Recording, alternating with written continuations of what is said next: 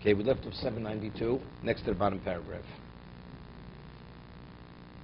It's spoken about either a person who totally indulges and he's overwhelmed by his needs to cover his lifestyle, or he speaks to another person, although he denies himself and he refrains, but his mind, he's obsessed with the need for these various comforts of life.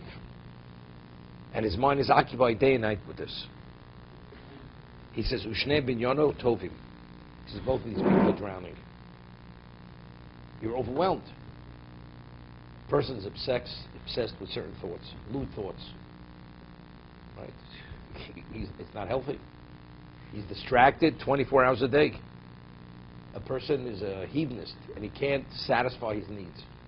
He's distracted continuously. Both of these people are drowning. Umahasig atov bo nigzorim v'nilim.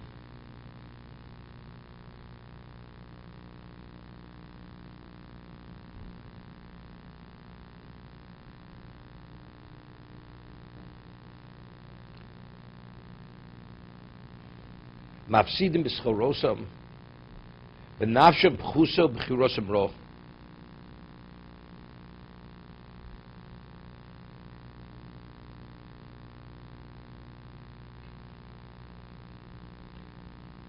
And it's just the expression. They are losers in the transaction. They have concluded and diminished their own souls.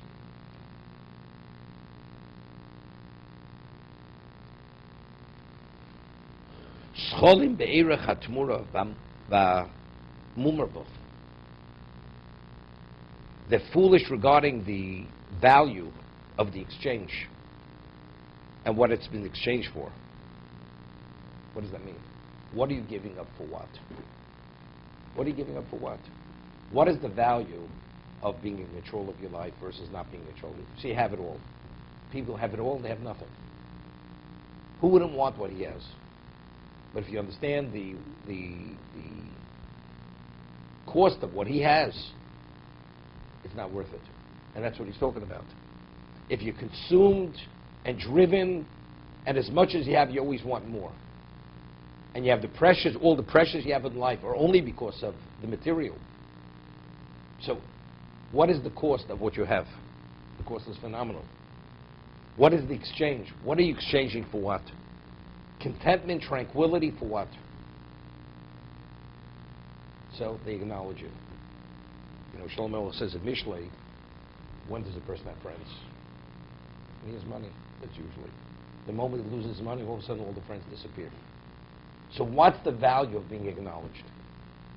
It's purely a facade. It's a facade, that's all it is. Do they really value for what you are? They value for what you have. So I mean, you're willing to give up, to sacrifice your life for what? For something which is not genuine. Proof in the pudding, the moment you lose it, they don't know you. And that's exactly what he's saying. Is it worth the exchange?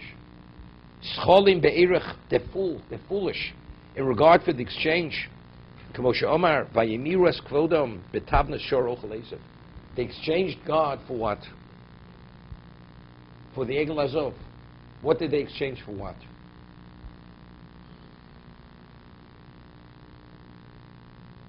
They exchanged their glory for the image of a bull that eats grass, because Chazal say, by the Chet Egel, that was done through with Kishuv, with sorcery, and the Egel actually had life in it and was actually grazing. That's what David HaMelech is referring to. Betav the shor ochel esav.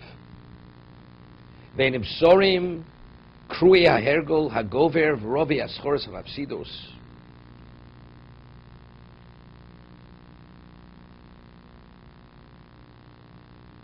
He says, we'll read the English. The demands of a growing addiction and the pressures of a debilitating materialism preoccupy their minds incessantly with ever new worldly distractions.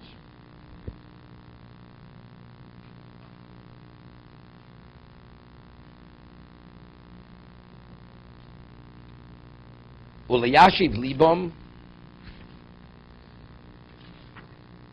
the libam gilgulov, entrenching this world's strivings in their hearts.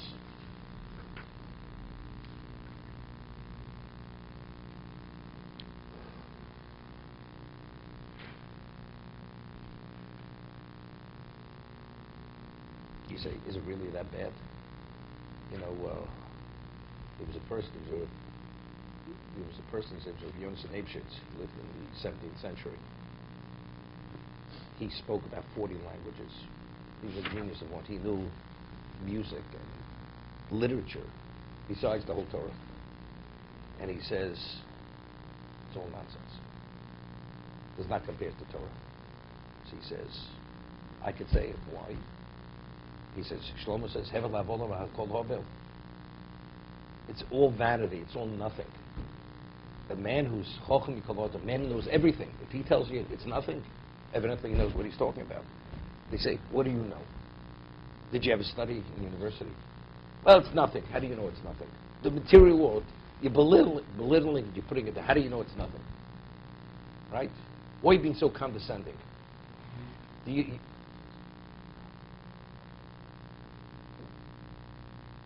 Okay? I mean, and it, even though it's a baseless retort, but factually, in the person of protecting his position, although he's involved in materialism, and the man can't respond. Right? Unless you're in a similar situation and have the same level, whether it's economic situation, whatever it may be, I could have it all, I know what it is, I gave it up. Because it's not worth it.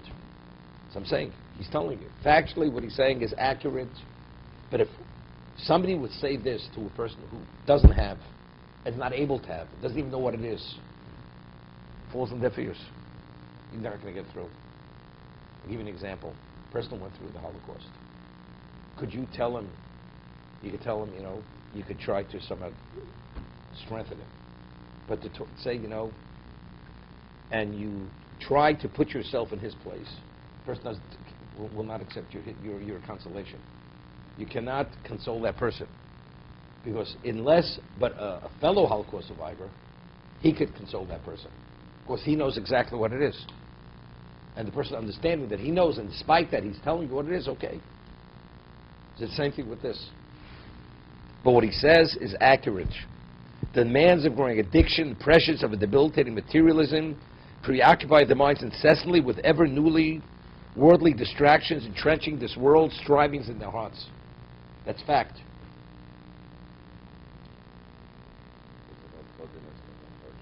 No, I'm not saying al-Torah. I'm not saying al-Torah. No, it's not a question of Todin. Factually, he's going to get. You can't tell somebody what it is that they're doing or not doing. No, I'm saying in terms of their receptivity, that they should be receptive to what you're telling them, although you're right without a question. And the person knows you're right. But who are you to tell me when you don't even know what it is?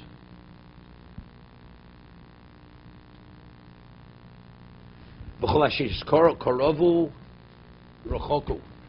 closer they think they're getting, the further they are, because it's an addiction. The more you have, the more you want. The further they get from the light of truth, the more distant they are from the light of truth, they're attaching themselves to a greater degree to their inclination, which they're intimate with.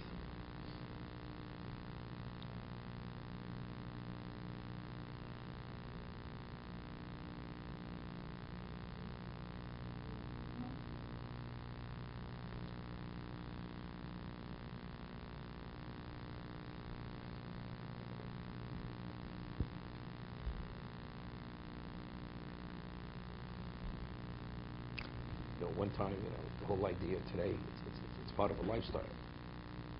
I went to who ate in restaurants, who went to restaurants. A person would take out his wife for an anniversary to a restaurant. So for the anniversary, it has to be a special restaurant. We're going to go to an island, and we'll go where?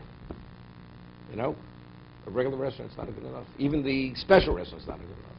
We did it all year. And when you go, it's the cuisine and the wine and the quality. But it's a preoccupation. It's a standard you've set for yourself. Anything less than that, it's not enough. But why? I mean, the bill has to be a certain amount of money. Anything less than that, it's not. You're already paying interest charges on your credit card, right? 20%. It's not enough. But again, it's a whole involvement, and you're drawn into it, and people are drawn into it.